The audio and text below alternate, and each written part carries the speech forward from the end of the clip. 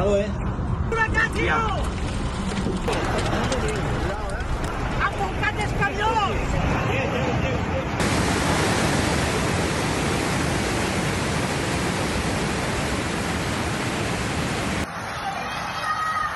Por favor. Mira tú, Julio, mira. Mira.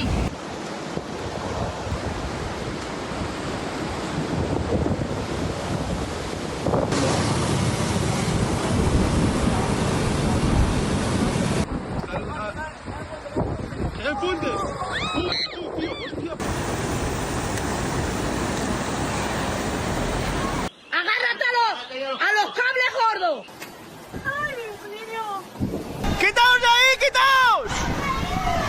¡Salid de la calle! ¡Madre mía, qué desastre!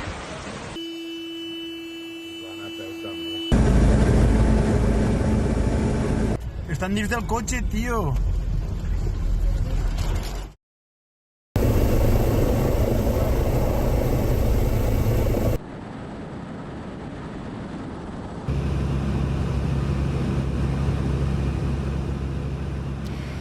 ...237 personas murieron hoy, hace un año, en una de las danas más mortíferas que se recuerdan en nuestro país. La mayoría, 229, fallecieron aquí, en la zona cero, en Valencia, en L'Horta Sud. Por eso, hoy, muy buenas tardes, hemos querido traer el telediario hasta aquí, hasta Picaña, que es donde estuvimos haciendo este mismo telediario hace un año, para ver cómo están las cosas, cómo están los afectados física y anímicamente, cómo va la reconstrucción de las viviendas, de los puentes, los comercios, cómo van las infraestructuras, cómo va esa causa judicial que investiga qué falló en la gestión política de aquel día. Pero en un día como hoy lo que toca, lo primero, es hablar con las víctimas, con los que perdieron a un ser querido. Rosa Álvarez, presidenta de la Asociación Víctimas Mortales de la Dana, muchísimas gracias por estar con nosotros. Gracias. Nos sentamos, si te parece, aquí, que es lo que queda de uno de los puentes de Picaña, bueno, poco barro y poco más.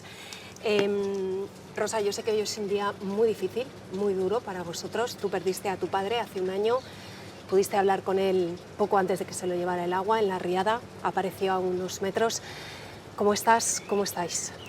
Pues estamos heridas, dolidas, pero con la dignidad intacta. Todo lo contrario que la persona que todavía ocupa la presidencia de la Generalitat. Es un día que se intenta, tenéis el funeral esta tarde. ¿Cómo se hace en un día como hoy? Pues este funeral está pensado con todo el cariño.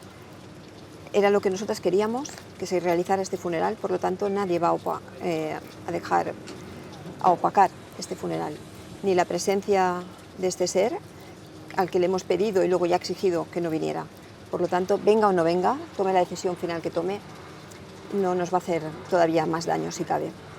Le hemos escuchado esta mañana al presidente de Mazón una declaración institucional, una declaración sin preguntas, la que ha dicho que hubo errores, que se podían haber hecho cosas mejor, pero en la que no ha aludido en ningún momento a la responsabilidad de su gobierno. Y esa misma persona es con la que os vais a encontrar, como tú bien dices, si no cambian las cosas esta tarde en el funeral. ¿Cómo se presenta ese funeral? Pues se presenta con muchísimo respeto hacia nuestros familiares, a los que yo siempre aludo a que son los muertos de Mazón, como dice el libro de Esperanza Camps, es morts de Mazón, no son los muertos de la Dana. La Dana era un problema meteorológico, pero él lo transformó y su consell en una tragedia humana.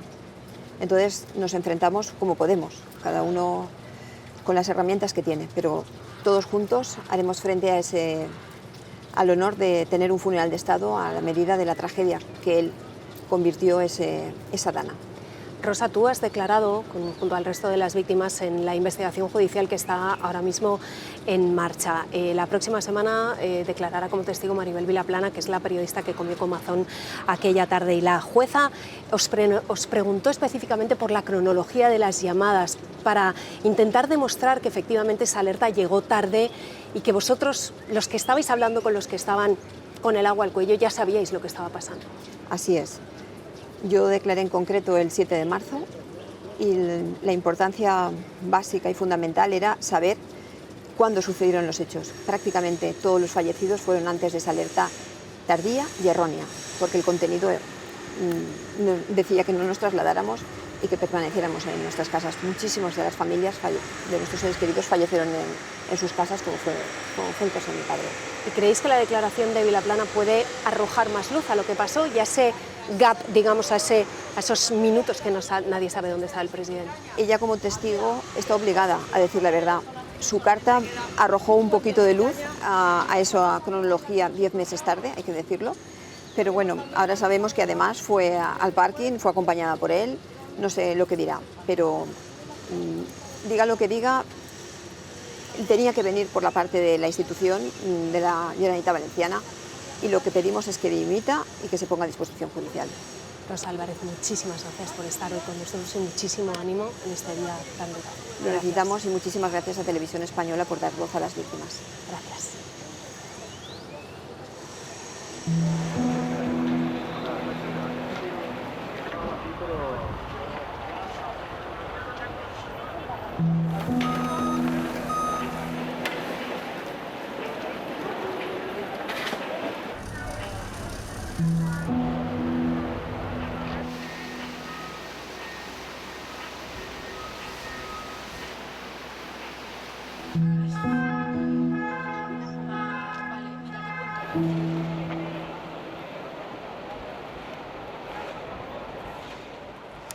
Un año después de la Dana quedan muchas heridas abiertas, como nos contaba Rosa, y muchas heridas que todavía son visibles, por ejemplo, en esta calle Almasereta, donde muchas de las casas quedaron afectadas por lo ocurrido. Algunas se han podido rehabilitar en parte, otras están completamente destruidas. Se está estudiando si esas casas, por ejemplo, se tienen que expropiar. Algunos vecinos no quieren, llevan aquí viviendo toda la vida. Lo cierto es que queda todavía mucho por reconstruir: casas, puentes, ascensores, carreteras. Queda todavía muchísimo por hacer. Un año después de la Dana, María Jesús al fin ha conseguido volver a su casa en Catarrocha, aunque ahora no la siente como un hogar. Me ponía a llorar, pues no tengo recuerdos, no tengo fotografías, no tengo nada. Y todo lo que tengo ha sido todo donado. Entre donaciones y humedades hay un recuerdo que siempre estará presente. El primer día que vinimos a comer, digo, va a venir todos, claro, para celebrarlo. Y estábamos comiendo y a las 3:30 vuelve a sonar la alarma. Hoy todavía intentan olvidar lo vivido entre esas 4 paredes, y 4 paredes es lo único que tiene un año después Encarna, otra vecina de Catarrocha que todavía tiene que vivir de alquiler. He estado subiendo sin poder 4 pisos porque tuve que alquilarme un piso para poder vivir, porque el ascensor de la finca también estaba hecho polvo. Todavía hay cientos de ascensores pendientes de reparar y personas con movilidad reducida como Marisol, vecina de Benetúser, que todavía no ha podido salir de casa un año después de la Dana. Cuanto antes me lo pongan mejor, porque es que estoy como si estuviera secuestrada, igual. Necesito respirar el aire de la calle. En la calle tampoco se ha recuperado la normalidad. Esta campa de coches improvisada, por ejemplo, ha vuelto a ser un campo de fútbol, pero en el resto del polideportivo de Benetúser parece que se haya parado el tiempo. Una imagen muy similar a la que nos encontramos en la biblioteca de Alchemesí, reubicada en el mercado municipal y donde hoy todavía siguen trabajando para salvar su historia mientras construyen una nueva.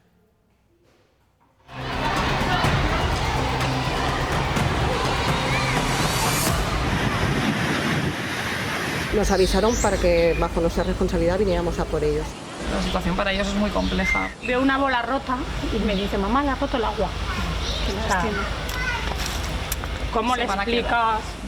Yo busqué ayuda profesional porque a mí ya se me escapaba de las manos. Yo llegó un día que me dijo que quería morirse, que después de todo lo que ha vivido, aparte de cosas familiares, que ya, ¿para qué iba a vivir? Rosa, ¿qué tal? Nos encontramos casi un año después. Estuvimos aquí juntas, la guardería ahora reabierta donde llevabas a tu peque. Sí. Y nos encontramos, yo todavía con esas palabras que me dijiste del mayor, de Oliver. ¿Cómo está? Pues más o menos, le cuesta seguir adelante, vive con miedo, mirando siempre las alertas, Cuando dan lluvia, él está pendiente de que tengamos que mirar en la calle si tragan las alcantarillas. Tiene 9 años. 9. Tuvisteis una dana hace poco. ¿Es en esos momentos cuando lo pasa peor? Sí, cuando sonó la alarma le dio un ataque de ansiedad. En fin, pues avanza poquito a poco, pero le cuesta mucho aún. Vuestra casa se la llevó la riada, era una planta baja. ¿Te parece que nos acercamos y me enseñas cómo vais? Perfecto.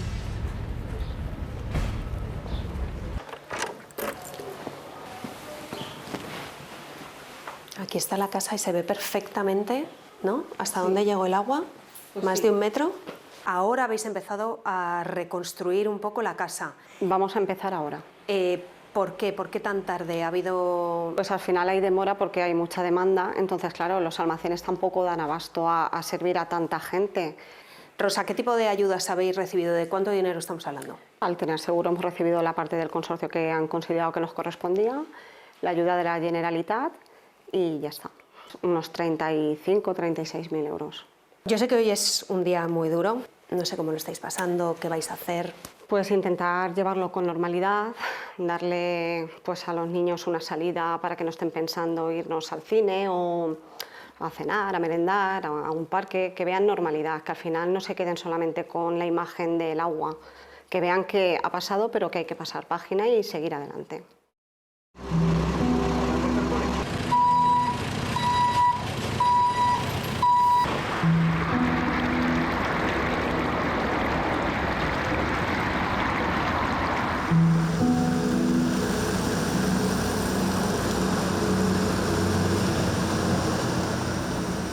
Rosa nos contaba esos 36.000 euros que ha recibido para reconstruir su casa. Según los datos oficiales, han llegado la mitad de los 16.600 millones de euros que activó el Gobierno y la Generalitat ha abonado, la Generalitat Valenciana, el 60% de esos 2.500 millones que ha destinado a la reconstrucción. Una reconstrucción que, sin embargo, no llega a todos. Hemos querido recorrer algunos negocios para ver cuáles han podido reabrir y cuáles no. Yo conté las baldas de la persiana y a partir de la quinta hacia arriba yo ya no me salvaba. José se quedó atrapado aquí en su obrador de Paiporta. Una pesadilla. Consiguió salvarse él y con el esfuerzo de toda la familia también el negocio, del que viven 50 personas. Pues 2.400.000 fueron por la puerta, entre coches, furgonetas, maquinaria. Teníamos 9 establecimientos y 3 obradores. Nos despertamos con 7 de ellos totalmente devastados, además de los 3 obradores. Tirando de ahorros, ayudas y muchos préstamos, han reabierto 5, pero están al límite. De momento solo han cobrado el adelanto del consorcio. Primordial y nuestra supervivencia pasa porque responda al consorcio. Aquí tenía un mostrador que hacía él. Pepe tampoco ha recibido la indemnización completa del consorcio. Alquila o vende su antiguo horno pastelería. Incluso se ofrece a enseñar el oficio, pero no se plantea volver a abrir. Yo ahora en marzo cumplo 61 años. Yo llevo trabajando desde los 9 años. Aquí me hace falta mucho dinero para empezar otra vez a generar esto. También barajaron tirar la toalla los chicos de Inspira, uno de los estudios de animación stop motion más importantes del mundo. Yo lo primero que pensé fue, se ha acabado todo. Pero en su caso llegaron las indemnizaciones, las ayudas y, lo más importante, el respaldo de sus clientes. 3 semanas después ya nos estábamos reuniendo con Ubisoft, que es uno de los principales clientes que tenemos. Nos ayudó mucho a centrarnos, olvidarnos un poco de la dana. Según la Cámara de Comercio, el 40% de los negocios afectados no se ha recuperado del todo. Básicamente porque me pongo en la piel que me hubiera pasado a mí, es algo recíproco.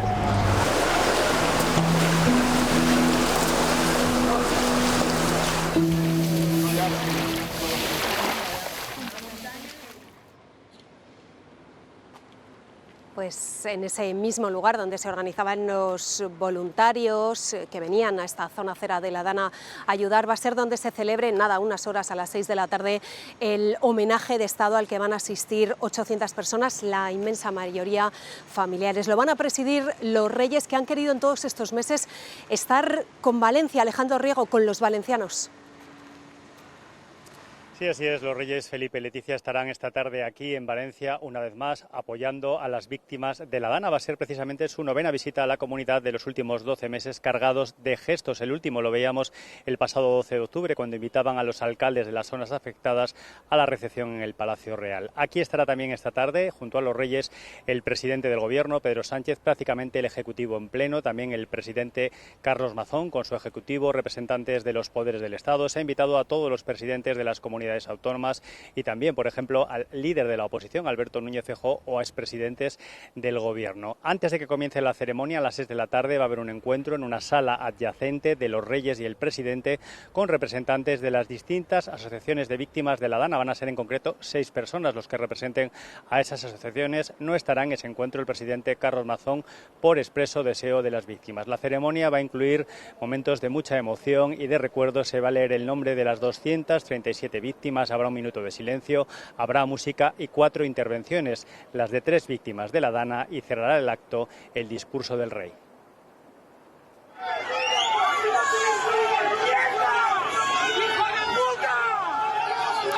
La última vez que estuvieron juntos en Valencia los reyes y los presidentes Sánchez y Mazón fue en esta visita a Paiporta, que fue solo unos pocos días después de la riada. Fueron recibidos, como recuerdan, con gritos, con lanzamiento de barro. Hubo momentos de muchísima tensión y Sánchez salió escoltado. El rey pidió entonces calma a un grupo de jóvenes y la reina, a la que vimos con barro en la cara y las manos, habló visiblemente afectada con los vecinos. La manifestación hace el recorrido que dice el presidente de la Generalitat, Carlos Mazón, hizo aquella tarde del 29 de octubre, justo después de comer en este restaurante El Ventorro con la periodista Maribel Vilaplana. Esta protesta se hace después de una previa concentración en la Plaza de la Virgen, donde se ha pedido verdad, justicia y reparación, y donde se han desplegado 229 mantas térmicas, una por cada una de las víctimas. Pues la Generalitat ha decretado este día, el 29 de octubre, como día de luto oficial en la Comunidad Valenciana. Lo ha anunciado esta mañana Carlos Mazón, su presidente, en una declaración institucional en la que ha reconocido que hubo fallos aquel día, pero lo ha hecho de manera genérica, sin apuntar directamente a la gestión de su gobierno. Hubo cosas que debieron funcionar mejor.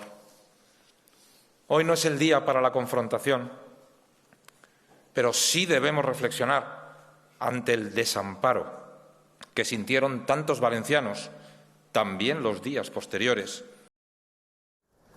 Desde el Gobierno acusan a Mazón de usar las instituciones con esa intervención, rodeado de sus consejeros, alcaldes y altos cargos. Para darse él ese baño de masas, lo único que nos vuelve a decir es que el que es indigno de ser presidente de la Generalitat es él. Los socialistas le piden que escuche a las víctimas, que exigen que no acuda esta tarde al homenaje. En un día que lo que debiéramos de hacer todo es este homenaje que significa respeto, reconocimiento, que significa darles justicia y darles memoria a las víctimas, debiéramos hacerlas caso. Otros grupos van más allá y suben el tono. Es de psicópata ir en contra del criterio de los familiares al funeral hoy, pero es un psicópata con cómplices, que se llaman Feijóo y Abascal. Sumar ha querido escenificar así sus críticas, pidiendo la dimisión del presidente valenciano en una sesión de control que el Ejecutivo sondeó suspender.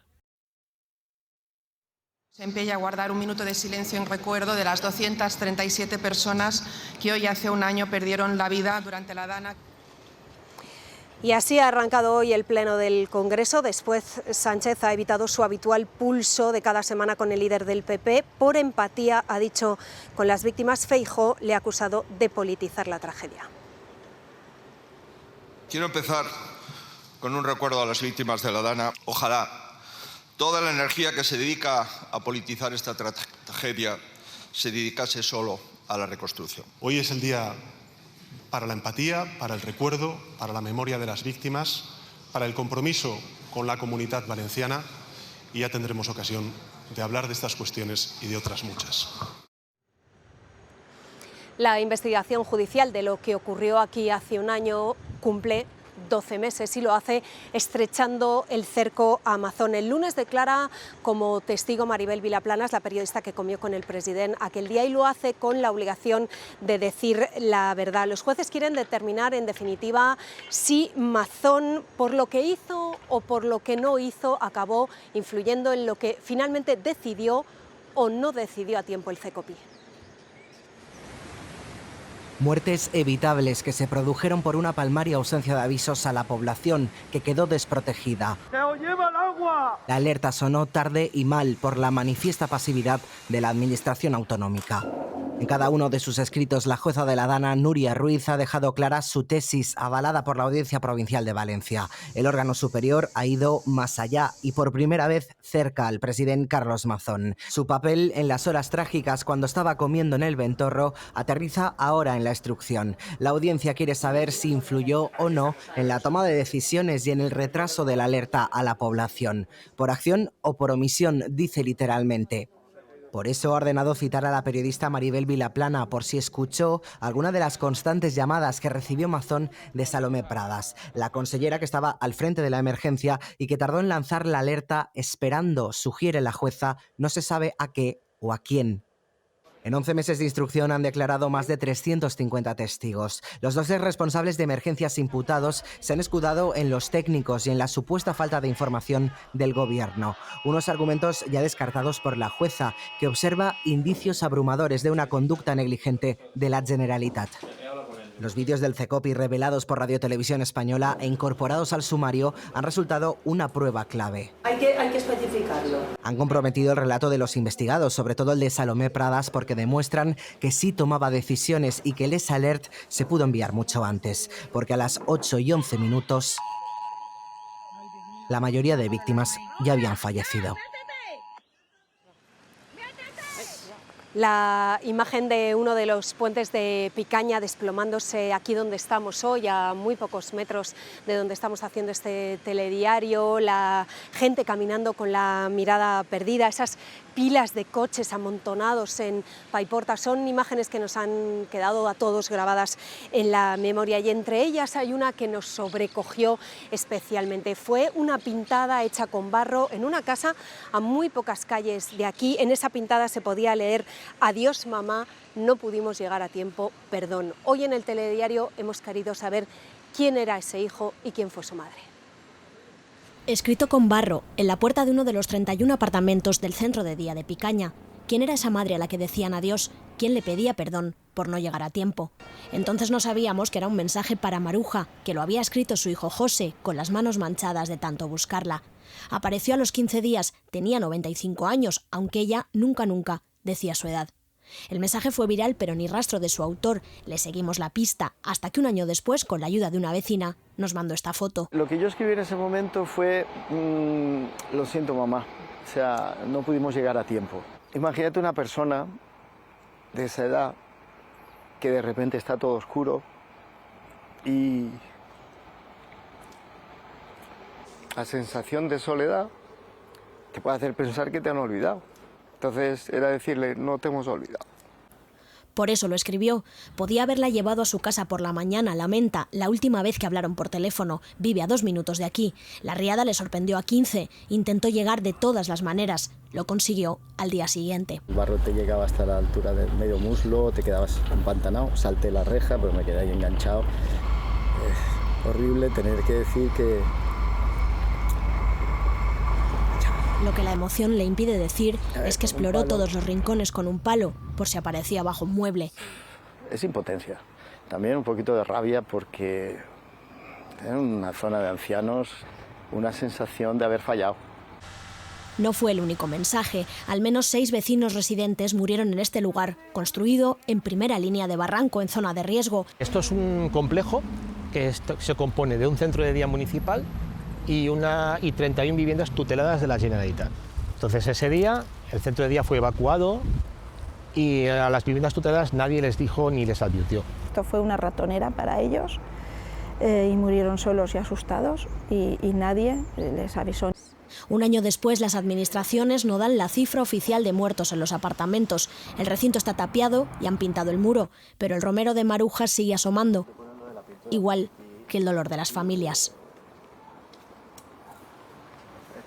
Pues también en Castilla-La Mancha hoy es un día para el recuerdo. Una persona murió en Mira, en Cuenca, y 6 murieron en Letur, en Albacete, en una población que tiene apenas 900 habitantes allí. Hoy también es un día para recordar, para homenajear a los fallecidos y a todos los que ayudaron a que la tragedia no fuera mayor. Un año después, la cicatriz profunda que ha dejado la Dana en Letur sigue siendo visible. Aquí donde nos encontramos, la fuerza imparable del agua se llevó por delante varios edificios y también arrastró a alguna de las 6 víctimas mortales que murieron ese día. Desde entonces las obras han continuado para intentar reconstruir este pueblo, pero la situación es muy compleja y queda mucho por hacer. Esta tarde se va a homenajear a los servicios de emergencias que trabajaron duramente también para auxiliar a las víctimas, arriesgando su propia vida, y habrá un funeral a las 7 en la memoria de los fallecidos. Hoy este aniversario de la Dana centra prácticamente toda nuestra atención, pero hay más noticias, Lourdes, y estamos pendientes precisamente de una alerta roja en Huelva.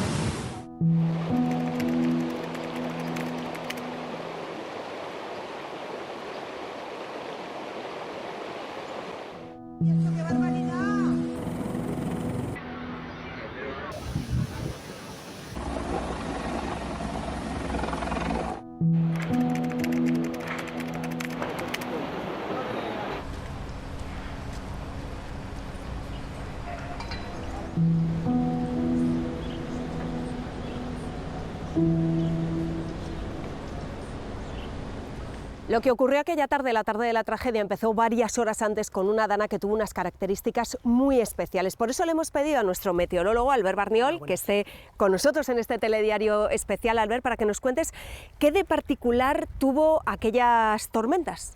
Pues no, aparte de la presencia de la Dana, hubo unas características atmosféricas también muy concretas. Piensa que en la masa de aire que teníamos en la provincia de Valencia era mucho más cálida de lo normal. Esto permitía que tuviese mayor cantidad de vapor de agua, es decir, que el aire era un mejor y más eficiente combustible, un 13% más. Parece poco, pero es mucho. Y si le juntamos una máquina perfecta de generar inestabilidad y tormentas como es una Dana a un combustible muy eficiente, da lugar a estas lluvias tan torrenciales que afectaron a toda la zona. Y a todo esto hay que sumarle la orografía, que por eso nos hemos venido aquí, ¿no? Exactamente. De hecho, mira, si miramos hacia allí vemos precisamente la hoya de Buñol, ahí es donde tuvimos ancladas las tormentas. Piensa que en Turís tenemos el registro de lluvia más intensa acumulada, registrada en una hora, más de 180 litros por metro cuadrado, más de 600 en 12 horas, 300 en Chiva, en Buñol, una cantidad de agua impresionante que luego desembocó rápidamente que más empezó hacia a bajar abajo. Por aquí, ¿no? O sea, por esta zona donde está la Rambla del Pollo, empezó a bajar hacia las zonas del sur, las zonas afectadas, Paiporta, Torrent, Massanassa, que allí apenas llovió. Exacto, de hecho, mira, ahí tenemos el aeropuerto de Manises, ahí acumularon apenas 14 litros por metro cuadrado, 30 kilómetros más hacia el este tenemos la ciudad de Valencia, 7 litros por metro cuadrado. Eso no es lluvia comparada con los más de 600 que cayeron, como decíamos, en toda esa zona, y esa agua es la que rápidamente quedó como un embudo canalizada por todo el barranco. Pues si te parece vamos a hablar con una de las personas que mejor conoce esa Rambla, la Rambla del Pollo, a ver qué nos cuenta de cómo es. Perfecto. Venga.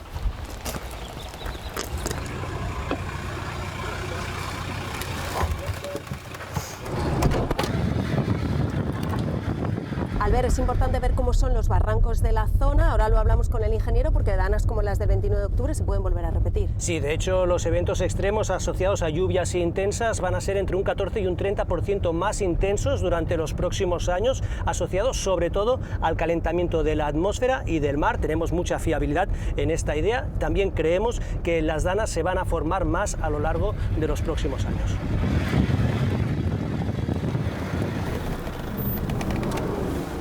Félix Francés. Buenos días. Muchas gracias por estar con nosotros, catedrático de Ingeniería Hidráulica de la Universidad Politécnica de Valencia. Has estado aquí en la Rambla del Pollo millones de veces. ¿Cómo fue esa avenida que cayó de las montañas? Porque creo que es una avenida que vosotros llamáis relámpago. Si partimos de un cauce seco, que es lo que pasa en climas semiáridos, ese forma una pequeña ola, pero no es un tsunami realmente, que arrastra sedimentos, ramas, troncos, cañas y hace ruido. La gente te dice que oyen venir la crecida. Y a partir de que pasa esa primera ola, lo que ocurre es que el nivel sube muy rápidamente. Aquí en Rambla del Poyo, en menos de una hora, pasó de 0 a 3.000. En ramblas como esta del Poyo, que hay varias en la Comunidad Valenciana, ¿qué se puede hacer para evitar los daños que vimos hace un año? Bueno, no hay una receta única. En este caso concreto, lo que se planteó es, evitando la construcción de una presa, fue en la parte alta de la cuenca hacer reforestación y micropresas para reducir la producción de escorrentía, pero cuando desaparece el cauce, lo que se planteó fue mantener una zona de sacrificio en la desaparición del Poyo. ¿Qué es una zona de sacrificio? Porque esto me llama mucho la atención. ¿Es una zona donde puede ir a parar el agua si hay una riada? Sí. ¿Y se sacrifica esa parte del terreno? Por un lado se mantiene la peligrosidad que tenga, pero tiene un efecto beneficioso hacia aguas abajo porque lamina la crecida, reduciendo el pico y retrasándolo. Félix, nos estamos acercando a Picaña, que es una de las localidades más afectadas por la dana del 29 de octubre, para ver lo que yo te mencionaba como reconstrucción, pero tú prefieres llamar recuperación. ¿Por qué? Claro, reconstrucción es volver a hacer las cosas tal como estaban. Recuperación significa hacerlas mejor, adaptadas a poder resistir este tipo de eventos, tanto las infraestructuras como la edificación. Félix, vamos a volver a bajar al cauce del Barranco del Poyo, en esta ocasión en Picaña, porque aquí ya se están empezando a rehacer, a reconstruir los puentes, casi 50 puentes que se llevó la dana en distintos puntos, y se empieza a reconstruir ya con algunas lecciones aprendidas. La lección aprendida es que no solamente hay que hacerlas con ese criterio, las pilas y la cimentación y los estribos, sino también el tablero del puente.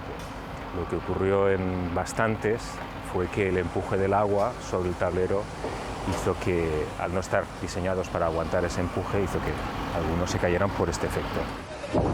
¡El puente!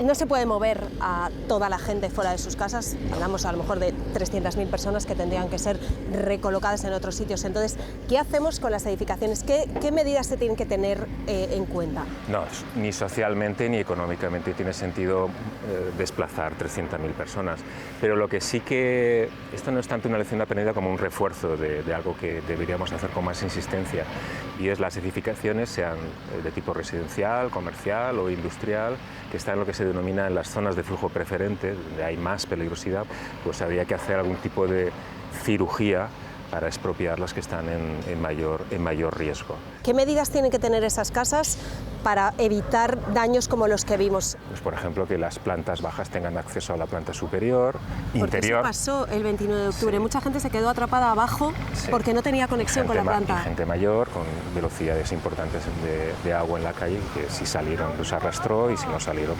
como el nivel de agua fue alto, de hasta 3 metros, pues evidentemente eso ahoga casi todo el mundo y sobre todo a un anciano. Pues esa primera medida hubiera salvado vidas. ¿Crees que la gente tuvo poca sensación de peligro aquella tarde? Claro, porque a las 6 de la tarde ya este barranco bajaba muy crecido, pero quizá como no estaba lloviendo la gente tuvo menos sensación de peligro y la alerta ya llegó tarde. En la avenida Relámpago el problema que tiene es que si tú empiezas a ver agua en el cauce, pero sube el nivel muy rápidamente, y eso hace que el tiempo de respuesta sea menor, y es más, una última circunstancia es esa: si no está lloviendo, pues tampoco tienes sensación de peligro, ¿no? Sin alerta, sin lluvia, y solamente ves que el nivel está subiendo, pero lo hace muy rápidamente, pues es la combinación perfecta para que el número de víctimas sea elevado. Pues Félix Francés, muchísimas gracias por estar con nosotros y por ayudarnos a entender lo que pasó y sobre todo lo que se puede hacer para evitarlo en el futuro. Muchas gracias. De nada, es mi obligación.